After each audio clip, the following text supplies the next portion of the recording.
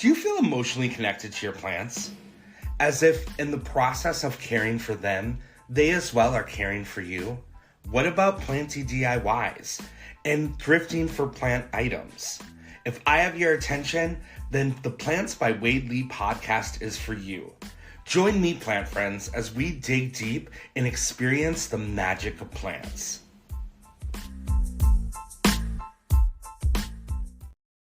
Hi, plant people. Welcome to the 35th episode of the Plants by Wade Lee podcast. I'm super excited to have Juni here. You all know and love him on social media. How you doing today, buddy? I'm good. How are you? I am well. I'm glad to be number 35. Number 35. It's exciting. Like, I can't believe how many, even of your plant friends, have been on the podcast. True.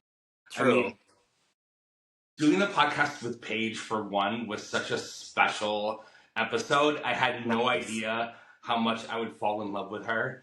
Yeah. I mean, She has that effect on people. Yeah, right? Exactly. She does. All right, let's just get started. Sure. Tell me a little bit about like how you even got into plants. Oh my gosh. Okay, so I got into plants like a little while ago. Basically, I love plants in general, but I never figured if I was like good at it or anything. Like my very first plant was a Sansevieria. I think it was like a random snake plant. I forgot what it was actually. And it was very easy to care sort of situation, and I only had one for my basement apartment in New York City. It did not make it. It was horrible.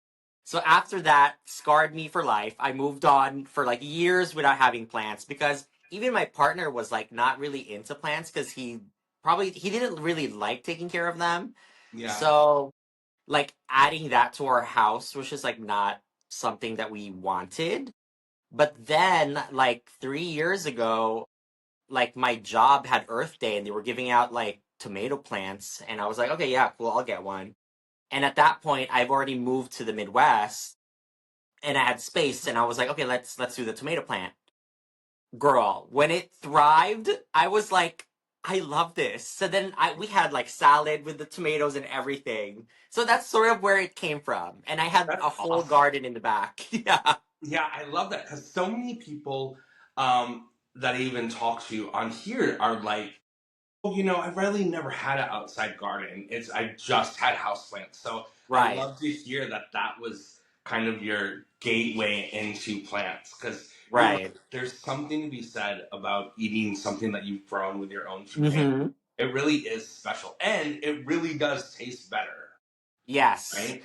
And you know what also kind of worked for us too, though? Because my partner is vegan and I'm vegetarian. So it was like kind of like, oh, free food for us. And granted, like now I had like a whole backyard. I started growing like lettuce, spinach, you name it, like peppers, Yeah. even watermelons. It was not good, but it grew. I Yeah. had like 3 watermelons. That's awesome. Are you starting your garden now? No, not yet. So there's still sort of like a little bit of frost outside. So I am probably this week going to start like tending the soil and like started to get ready because there is still like sort of like the carcasses of like the Brussels sprouts of like the cabbages in there that I have to like kind of like weed out. 3 words that would describe you. Oh my goodness, 3 words that would describe me. Optimistic is one. Carefree is another. And chaotic, guess? Chaotic. I love that. Yeah. Chaotic. I love it just fits, As a person who, has obviously many, many plants and has been a plant parent for a few years now, what advice do you give to someone who is just starting out? What what kind of plants would you suggest, and like the advice that you go to the nursery, you get those 2 or 3 plants, and then what do you do now? So, controversial opinion, I always tell people to not get snake plants as their first plant. Because here's the thing. if you are going to get a low maintenance, do not care plant, that's not really part of like the plant routine. Like that's not part of the plant experience that I tend to like. Right. Because what ends up happening is that most people always like kill their snake plants because of overcare. And I've been hearing that so many times that like plants actually die from overcare a lot more than undercare. And so what I feel like people should get is like a plant that they actually do tend to like tend, no pun intended, to like tend your garden. Have a plant that requires a bit of like collaboration, because if you are going to get like, I don't know, like a rock that doesn't do anything, it's just gonna be there and not do anything. So to me, I feel like you need a plant that like gives you responses, right? It kind of like tells you what's wrong with it, like you need water or it's like yellowing. So it's sort of like a back and forth, because to me that is why I love plants, because they kind of responsive that way. And that is why, hence the controversial opinion of like beginner plants being a snake plant. I don't really like those. Yeah, yeah. I mean, I totally hear what you're saying. It makes complete sense too. Mhm. I mean, why have something that's just going to be a dead fish in your, Right. Right. that you won't learn from, especially. Right. Do you propagate a lot of your plants? I do, yeah. So usually it's funny because I have like seasons of propagation.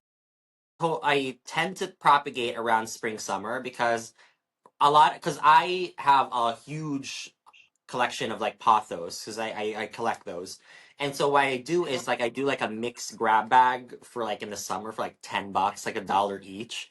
So I just like do cuttings, and it's, variety pack or whatever, to just like have it just like available, because I do think that cutting your plants and like doing all of that kind of like makes them grow a little nicer too. Oh, totally. They totally. Yeah. But I am propagating currently begonias, which I've never done And I before. was gonna say that. I was gonna Hmm. ask you about your begonia collection, if you, because they, and in my experience, and they're very basic begonias that you can get at any, you know, big buck store. But I Right. mean, they just break off, and I just put them back on the ground, and they all bloom and do very very well. So, how has Right. your experience been of propagating the begonias? So I have learned actually that begonias are so resilient. It's so strange, because a lot of people think that they're kind of very much more on like the sensitive side. In Because of their reality, roots, right? yeah, I mean, because their of, roots I are guess so. so. Yeah, Which I for again, I don't even know what the roots look like yet, because I'm yeah. propagating the cuttings right now, so it's still technically there. It is kind of cool to see like the stems are a little like hairy and all that stuff, so it's very different. But from what I realized is that my begonia era started around like peak of winter. And like silly me, I was like, I really want some of these. And I was like, have them delivered, which is really bad, by the way. If you live in the like blizzard area, the last thing you should be doing is ordering freaking plants and expecting them to be alive at that point. No insulation or heat packs are going to survive that whole thing, because these are like tropical plants, and you're expecting them to go to the freaking Arctic, South Pole, for crying out loud. But all my plants that were like frozen, quote unquote, I kind of was like, okay, let me see. So I like kind of chopped it up, and they're growing back up. So I'm like, wow, they're kind of resilient. They are, and there's so many cultivars of begonias. Hmm. Hmm. These like there's it's incredible. They're But beautiful. yeah, what are some of your favorites? So right now, I think some of my favorites is, oh, a begonia luxurians, which a lot of people don't really see a lot, because most people tend to know the Anthurium luxurians. But begonia luxurians are cool because they don't look like technically regular begonias. They kind of have like a little spider kind of motif on them. And another one would probably be, I'm looking at my begonia collection right now. Um, Sinba is really good. Sinbad, it's not Simba. Yes, oh, I love this And Sinbad. yeah, that one's really cool. And I just kind of think, oh, and Taco Night. For sure, Taco Night. Oh, I'm They're not sure blue what and that one dark. looks like. It's if you ever Google them, they are Yeah. black. They're super black. And then when you do the cool little like flash test, like take a photo of them, they're blue. Ooh, Yeah, they're very cool. I love like the hourglass begonia. It's like the silvery one. That's Oh, very, very beautiful. I need to look that up because Yeah, yeah, there's thousands and thousands of yeah. begonias. I can't even keep up with them. I know. It's insane. What are some of the most unrated, lesser known plants that you love in your collection? Like underrated? Oh my god, that's a good question. Rated. Underrated. So okay, so let's continue with the begonia era. So there is a begonia here called the begonia cubanesis, and it is again a not a regular begonia, I guess. It's actually like right here, and it's sort of very bushy. The leaves are very small. They don't grow really big, but they bush out. So it's really cool to see, and they flower so much. And again, I'm not a flower queen. I think they're kind of like useless for me. I do have roses in the back though. My rose game is pretty great. Really? Um, but I didn't expect I begonias don't to like flowers, flower. but I do have a rose garden. Roses and what is that? I'm forgetting what it's called. Oh my god, what is it called? What is it called? It's like it's another flower. It's a perennial, but I have so many versions of it. It's not carnation. What is I don't know. I'm totally blanking out. It's been a couple of seasons. Yeah, yeah. But they're in the back. They're just growing, thriving.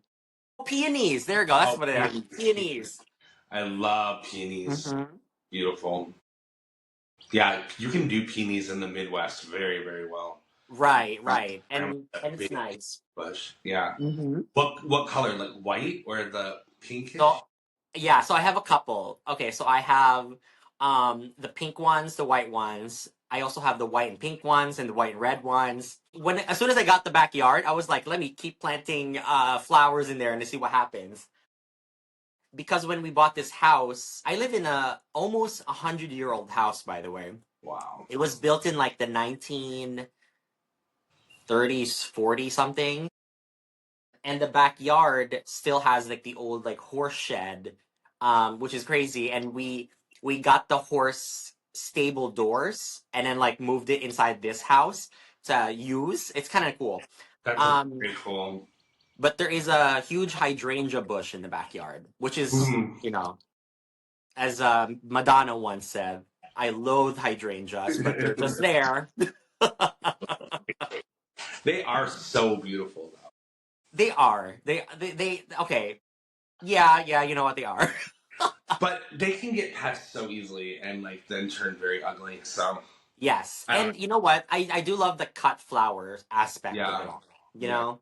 Do you do that? Like go out there and make a bouquet? Sometimes when my all my roses are in bloom and they kind of look like at their peak, I do kind of move them inside just to like add a little color, you know. Yeah. What do you feel like is your favorite genus of plants? My favorite genus of plant?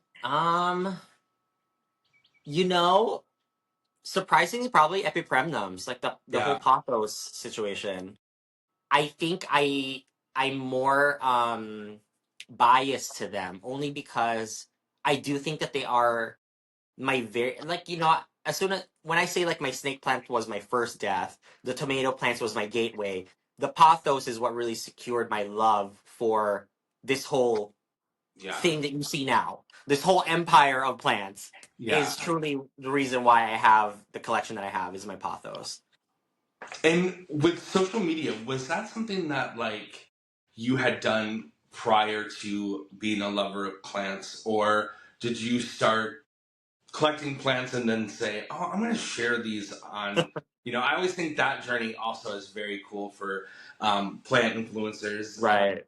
To like, how did this all happen for you to share it socially? Oh man, so I am such like a geek nerd type situation because I love anime and I cosplayed a lot when I was in college and I had, a whole cosplay career that really exploded during that time. So I did have a social media then, and it blew up to what it was. But the only problem is that it became from like cosplay to like gaming to then because I gamed a lot like Twitch and everything. But at some point, maybe it's just age, girl. Maybe it's just age. But I got burnt out. I was like, this is too much. I can't do all of this all the time. And then now I do the plant thing, and it's such more of a relief because I don't need to put so many things on me to do all Yeah, these conventions and stuff. And I don't need to like um I don't know, it's just like much more like zen for me to do yeah, all this. Mm-hmm. yeah. We got to spend some time together at PlantCon. And I Yes. know that your background is in fashion. Were you Mm-hmm. creating all those cosplay outfits too?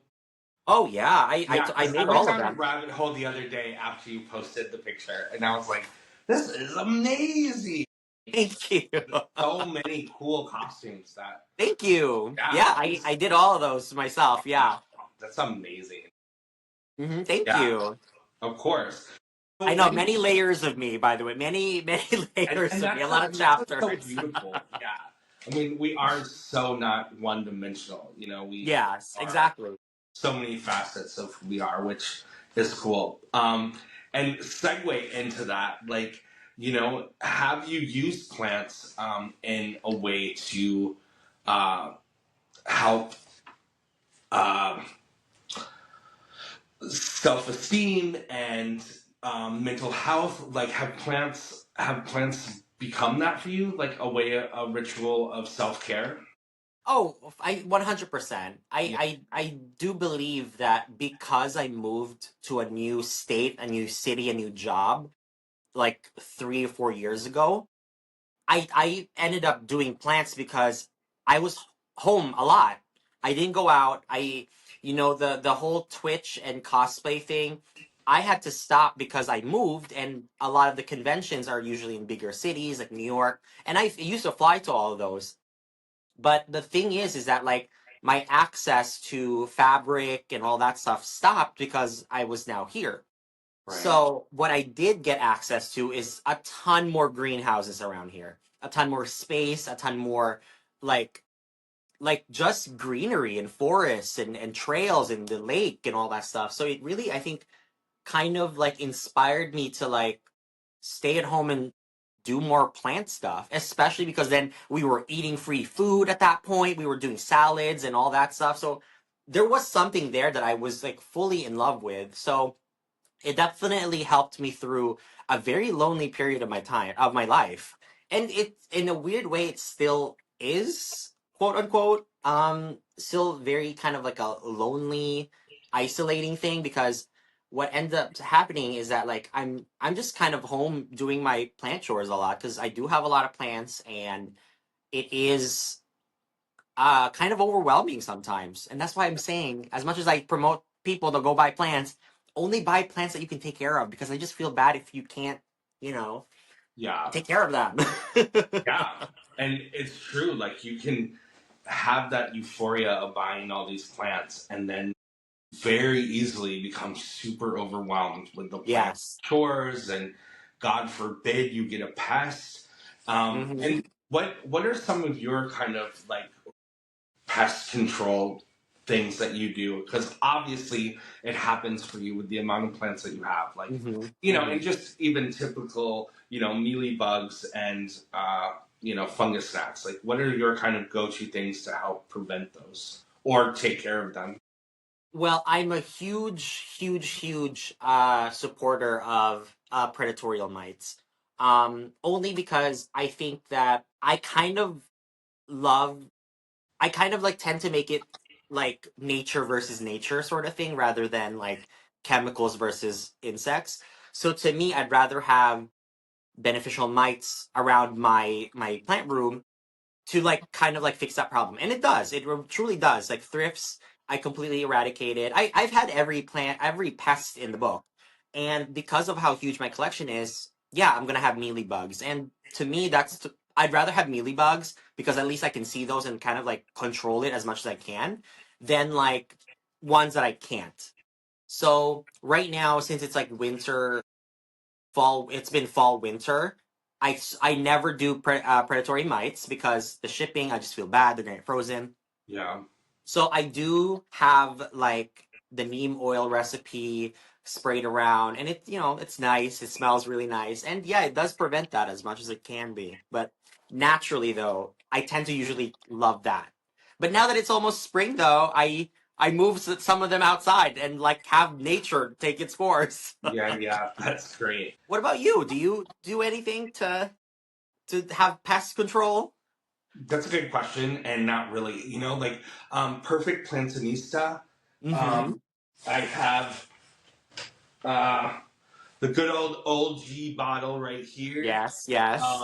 So I'll use this, and then also uh, the plant bar.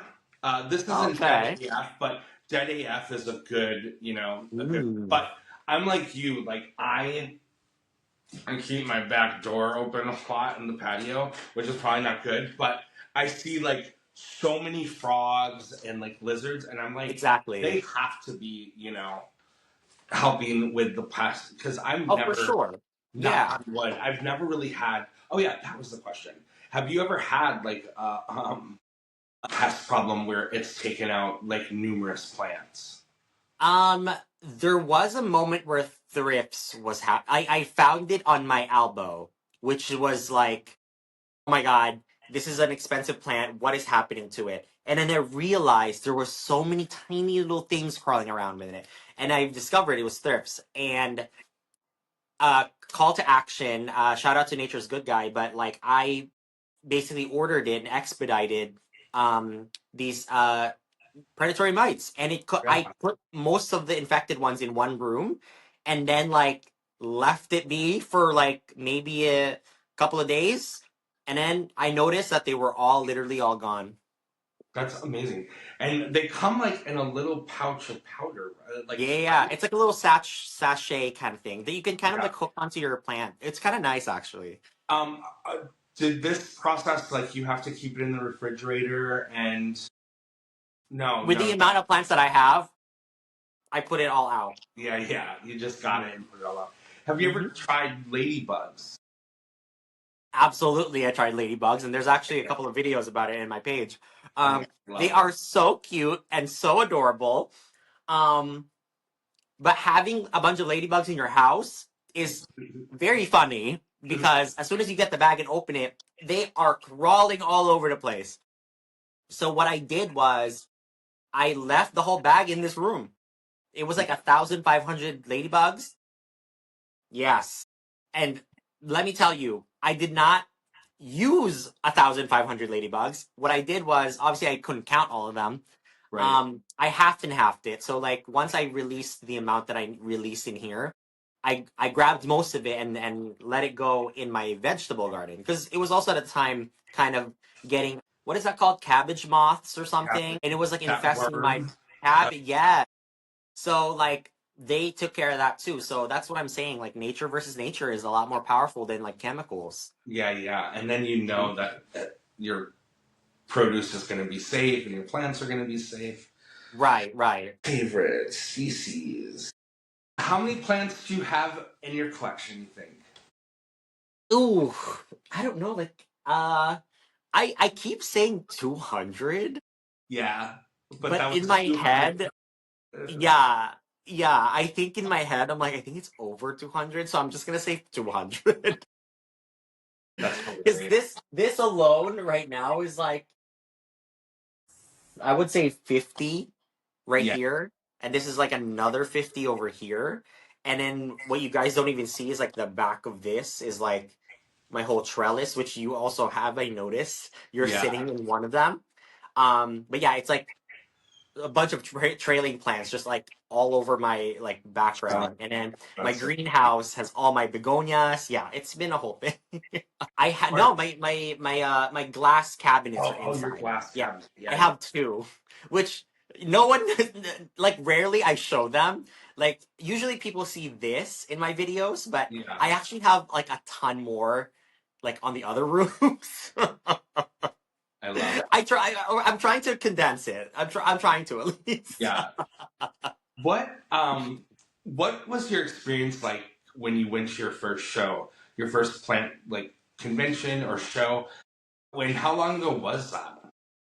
The very first one was probably like 2 years ago, and it was in Ohio, and it wasn't. I was at that time. I wasn't like. I know I did have a TikTok account, but it wasn't sort of like a big event. It was like a local. I just kind of Googled plant shows just to see if I could go to any, and it was about maybe 4 hours away from here. So like I got my bestie and it was like, hey, do you want to drive here? I'll get us a Airbnb. We went there. It was small. It was nothing too crazy. I was, however, very annoyed. And here's some tea. There was a lady there that was selling plants, right? And she shouldn't have sold me this one plant that I, as an amateur, should not have gotten. But like I didn't know because I was a beginner. It was a what was it? Monstera Addisonii, a variegated one. I spent like maybe $100 on it, but then I realized I shouldn't have got it because it was all white. The whole entire fucking plant was white, and in my head, I shouldn't have gotten that. But then the lady shouldn't have sold it because Right. it's not gonna survive. So that was a good lesson. Uh, I know. Yeah, I've purchased plants too, like monsteras, and oh, it's a complete white leaf. Like this is Hmm. so amazing. Yeah, and that's a trap. That's a whole trap for you. Yeah. Yeah, because there is no chlorophyll in it at all. Mm-mm. Mm-mm. Did not survive. But it was like a top cut, and I was like so excited. I was like, oh my God, it's so cheap. And she was like, yeah, it's a good deal. It And then probably I was wasn't like, even rooted. yeah. And I told her, I was like, a new plant parent, she shouldn't have sold it to me. She shouldn't have been selling it. And That's if I hilarious. see her now, I'll call her out on it because girl, that was so mean. Mm-mm-mm.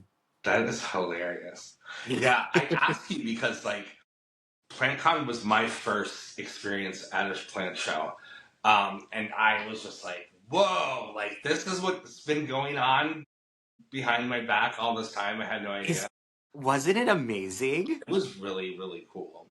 Is Yeah, I tell people that all the time that like if you've never been to a plant show or con, and it doesn't have to be plant con, right. but like a plant show in general is just so fun to go to because it's Yeah, like a little plant bazaar situation. yeah, You want to yeah. buy everything. Yeah, well, and it's so fun to connect with the people that you chat with, or say, "Oh my Yes. god, I love this plant," or "Your kind," Yeah. or whatever. And Yes. that was just like I even like wrote yesterday, and I was like, "Oh God, am I high, girl? Like, why am I writing such I a saw. heartwarming I thing?" did see But that I was post. just It like, was it very was cute. life changing, and it really. I mean, I really honestly think like it's it really was life changing. Like meeting the people that you connect with in this community is just so so special. So Yes, yeah, agreed. yeah. And then how do you feel if someone is, up and coming plant influencer, they have went to PlantCon and was like, oh my gosh, this is amazing. I want to be an ambassador or I want to start doing content. What advice do you have for like the little boys and girls who are up and coming uh, plant influencers? In terms of like plant shows In or just terms in of just general. general, yeah, in general. Oh man, I the biggest advice I give people is just like do yourself. Like be not do yourself. Why did I say do yourself? Be yourself. Because here's the thing that I've been telling everyone that messages me. And by the way, I try to reply to every freaking message that fucking everyone sends me. I try my hardest. So if I didn't reply to you, I'm so sorry. But I get this question a lot. And I don't know if it's just like my personality or whatever, but I get this question many, many times. Is that like how can I start my plant account or social or whatever. And by the way, I always recommend it to people. I'm like, make your freaking account. Make the account. Like I want more plant people so I can see and be amazed at people's collection. So my thing is that I always tell people this. everyone is going to have the same plant as you, but no one is going to have the same personality as you.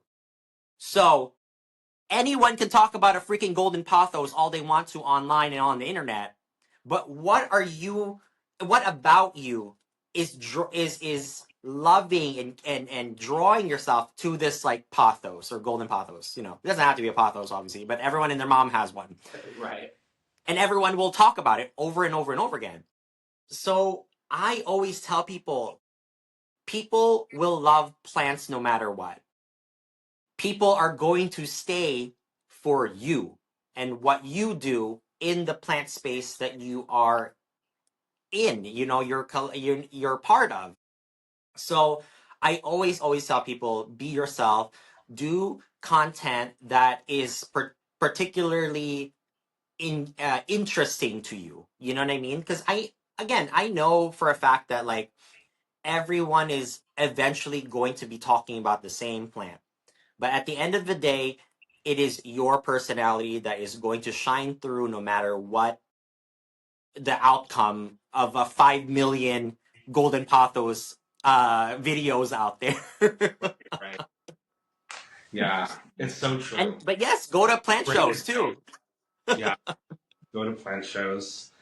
Get connected in your local community. I mean, I too found, like, in the last year, I'm like, wow, there's this huge, thriving plant community right in Jacksonville that, like, I had no idea that there's plant swaps. And so Right, it's really right. important to just kind of dig in. There are other people, who are just as enthusiastic with plants. That was great advice. I heard you say something during PlantCon that has really stuck with me. And I don't know, remember what was being said or where it was, but you had said, plants should be accessible for everyone. Yeah, Plants are for everyone. And right. I loved that.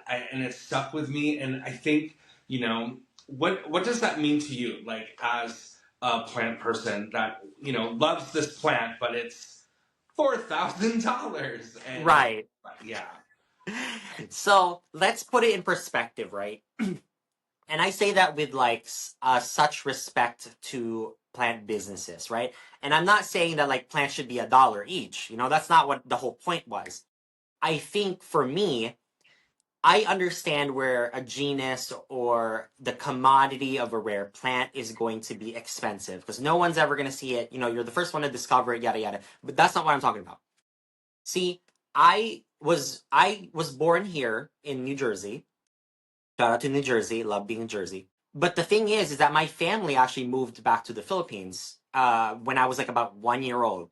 So I grew up in the islands. I grew up in the Philippines. It was beautiful. I loved it there.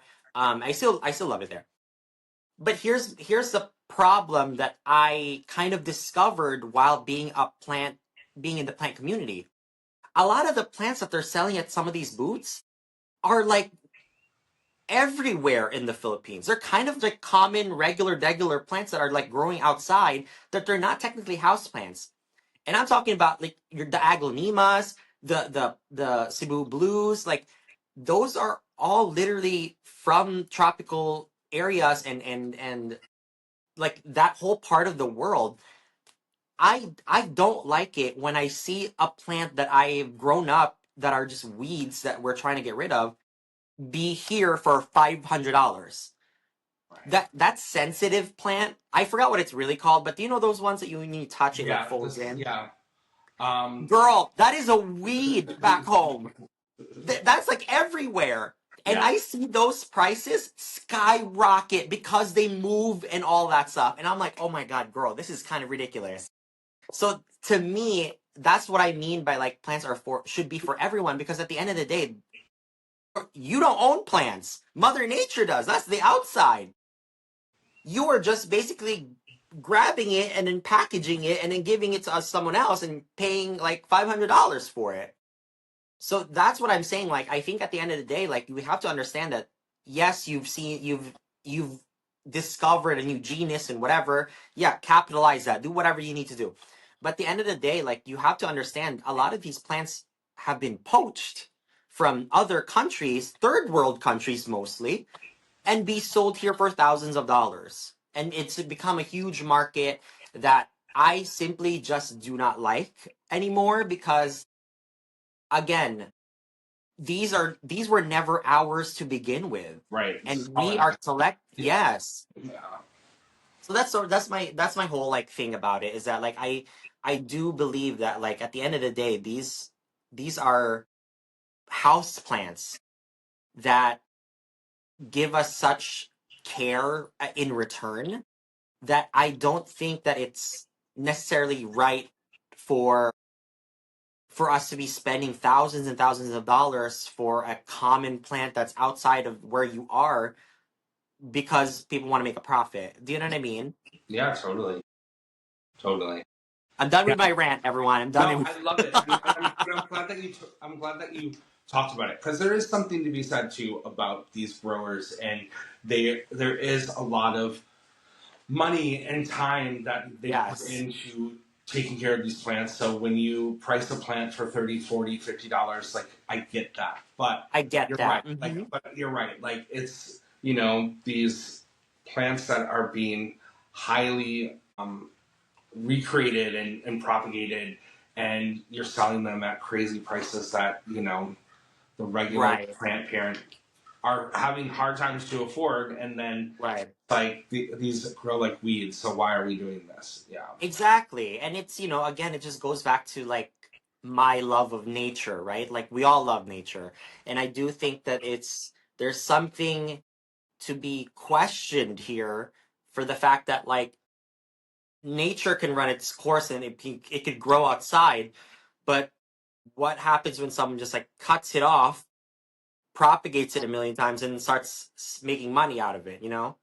yeah, So it's a little weird to me, but yeah, it yeah. happens. It's the business. I understand that. It is the business. God forbid if there's a mutated plant that's and all of that. Then And it's after that, yeah, after that you slap your name on it and then now it's 5K.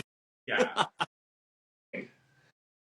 So And love that's the the hot thing stuff. too though. Like at the end of the day, like all these plants are again, you could cut and propagate over and over and over again and we'll just and that's just how market works, right? Right. And my problem with it is the fact that like sometimes we give ownership to the wrong people. And I I just think that that's like so strange to give ownership to a plant or what it happens in it happens in animals too. And I'm talking about specifically for European Caucasian uh researchers or whatever that discover a specific animal and then all of a sudden like oh it's me, I did it. But then the local people in that area have always seen Breed that and have them and take it right. Exactly. exactly. And as you know, like you work at a museum space, you see this happen all and over and over and over again. And unfortunately, that's just like the sad reality of like our history, right? Right. Like a lot of native people, I've grown with aglaonemas outside my backyard my whole life. I never once called it Lady Valentine aglaonema or whatever back there. It was just called, oh, the red one, like that little red plant back there. And then it was like long all of a sudden like oh yeah it was discovered like 40 years ago by this person and I'm like my mom has had this like since she was 2, you know what I mean, like it's already been there and someone just slapped their name on it and then call it a day, so it's a Yeah. little weird. Yeah. It's so interesting because I'm studying this right now too at UCLA Extension, in the horticulture department, and it's just like insane. Like Hmm. all of these people who have just, you know, copywritten a plant that they've found hiking or whatever and brought it. Right, right. It's insane. And And I and the thing is that like I don't necessarily like mind the discovery of plants because I think it's amazing and fascinating. And I do know that recently there was a new genus that got discovered recently, either like last year or this year, that they fully cemented, and it was found here in North America. Did you hear about that? no, no, I did not. It's very fascinating because the plant itself looks like a little like white. It's like white and hairy. It's really strange, but like it's like a whole new thing. And again, a hiker was walking and found it on the floor and took a photo of it. So Very, yeah, nature. yeah, it's awesome. I think Mother Nature should be the one putting her name in some of these plants that have like ownership. Right. Yeah, it's a big business, a big It is. business of, like you said, Caucasian old white men who have It happens a colonized lot. the whole industry. Yeah. Um, Hmm. all right, let's see. Um, there was another really good question that I saw that I didn't ask. Oh yeah. What was the strangest or most unusual plant you've ever encountered? I've ever encountered. Oh, I don't know what they're called now. Oh my god, what was it called? But um, I was in Southeast Plant Show, and there was a lady that was selling these like they looked like fake to me, and I don't even know what they were called because it was like some crazy, strange scientific name. But it was like a really long hair fern thing, and each of the little leaves were like kind of 3D and like folded origami. It was so fascinating. It looked fake to me, and it was so beautiful. And I really wish I found that name. I mean, it was a plant that I would probably not want to own, anyways. Right. But it was just so fascinating to see that sort of like kind of plant. Like every single day, I'm surrounded myself with plants. I talk about plants all the time. But every single plant show, I've always discovered a brand new plant I've like literally never seen before, and how is that possible? Right. Because I go to these shows a lot. That's that's so. It just shows you how vast, like again, Mother Nature is. Like it's Exactly. insane, and bugs, like how it's Love all bugs. pollination and just Yes. like it's crazy. That's how that Hmm. new plant was found that you're talking about, right? I mean, like Yeah. pollination, because like it's so interesting. It's just, again, like one strand of DNA somewhere kind of like mutates into something else and goes into a different course. An Yeah, environment and situations happen and like twists and molds it to like this brand new thing. And evolution, man, yeah, evolution. Hashtag evolution. exactly. Hashtag evolution. Um, have you ever done that with anthuriums? Oh, like crossbreeding them? Yeah, yeah. Oh, And baby, and no. try to make seeds and make seeds. Yeah, I know. I see Absolutely Paige doing not. it, and I'm like, wow, girl, she's a full on botanist. Exactly. Yeah. As soon as even the tissue culture thing, I'm already kind of Oh, like, oh do yeah. I need to do that? Like, girl, no, thank You you. haven't done that either. Like cut No, the I've gel off, tried and to. yeah, It's just I'm not a scientist. yeah, Again, I come from it in this perspective of like I'm just a normal guy who loves plants. But right, as soon as I have to put on the white gloves and like the whole entire like little glass tubes and whatever, girl, that I'm not a plant collector anymore. You know what I mean? Like I love my plants, but I don't need to be doing test tubes and cloning and all that stuff. That's above my pay grade. That's too much. right. It's so funny because like for the longest time, the whole TC thing, I thought that was like Thai constellation, and so like Oh yeah, yeah, I TC. was like, what? I was like, there's so many varieties of Yeah. TC. And then like literally the other day, I was watching a video and someone said TC tissue culture, like duh, girl. Yeah. Yeah. It Thank like I said, God, because I don't even know it's what it's . called, let alone do it. And again, like I do know a lot of people that like do it so seamlessly and so good at them, but Yeah, I just know that I am not that person. It's not yeah. me.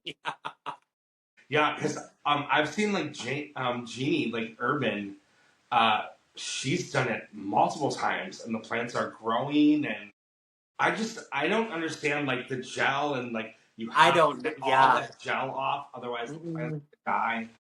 Can't Yeah, do it. Even anthurium seeds. I'm like, baby, if it's a seed, keep it.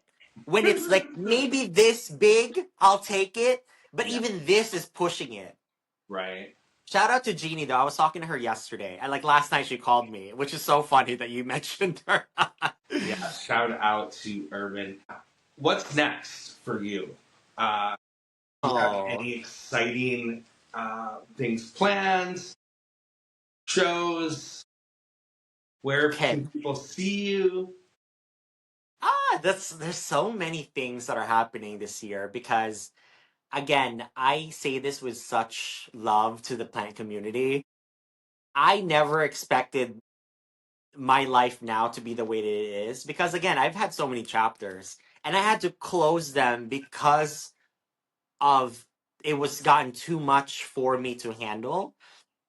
Um, but I this year alone, I've gotten invited to maybe 6 or 7 plant shows that I started to decline, and I can't make it because I'm going to here, or like it doesn't work with my schedule too because I still work a full-time job, um, so I still do clothes and stuff, but in putting it in perspective, I just never thought that me moving here and starting my little plant collection would now have me traveling every month to go to a different state, a different thing, and talk to my community and all that stuff. It's gotten a lot.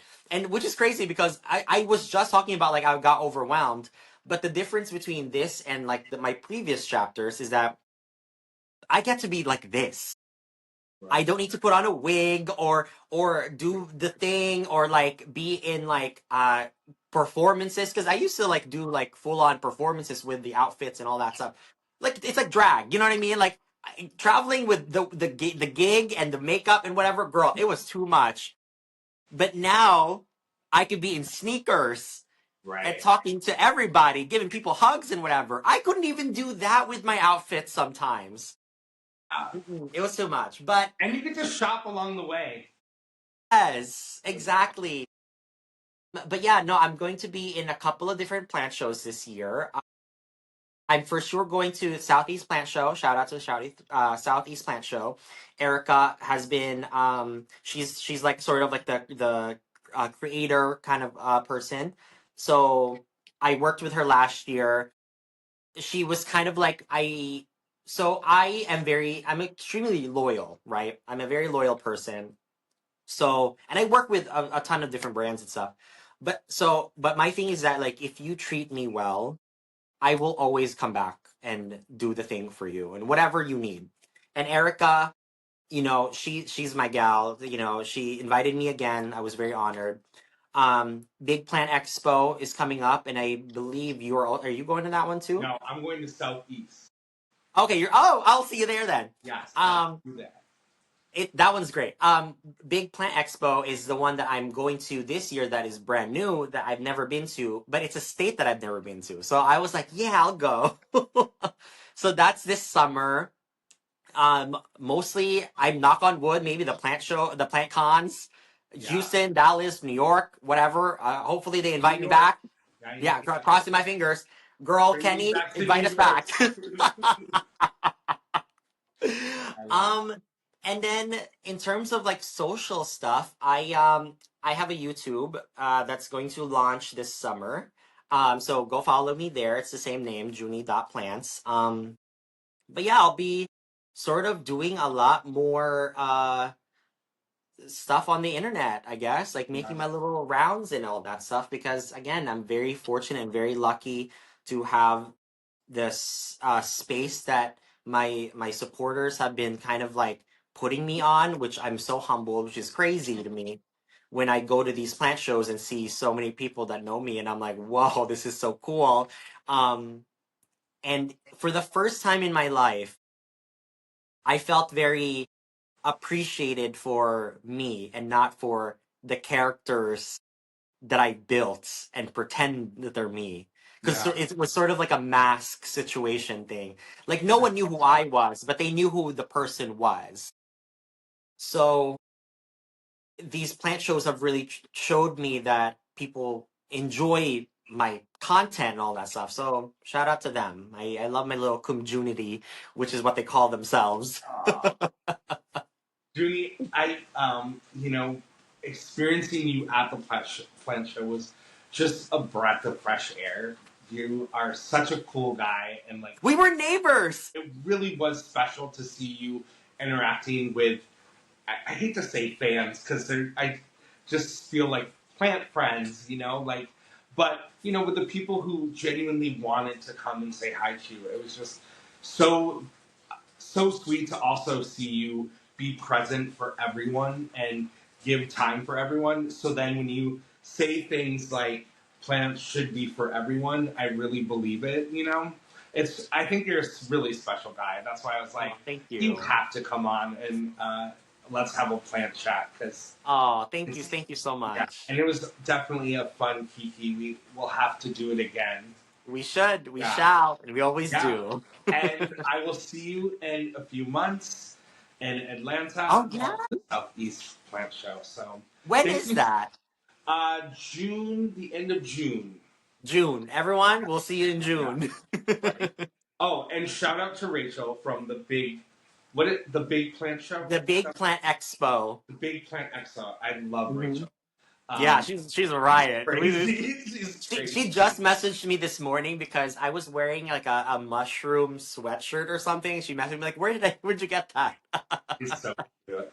Like she was also one of my favorite people at PlankCon. The community is very small, and I think being again like you said, present is very important. And I also think that to me personally, I am always gonna be voting and what do you call this? Supporting regular degular plants because that's what regular degular people love. And if you're a collector from expert level and have all these rare plants, yeah, I mean, do I have some? Absolutely, I have some. Right. But I'm always going to be talking about pothos. That will never change. I will always talk about the most simple, common plants that you see in your household or your department stores, grocery stores, because that is where my love came from, and I don't think that will ever change for me because that's where my journey started. All right, my love. I love talking to you, Wade. Thank you so much. Have a good day. You too. Bye, everyone. Kisses, kisses.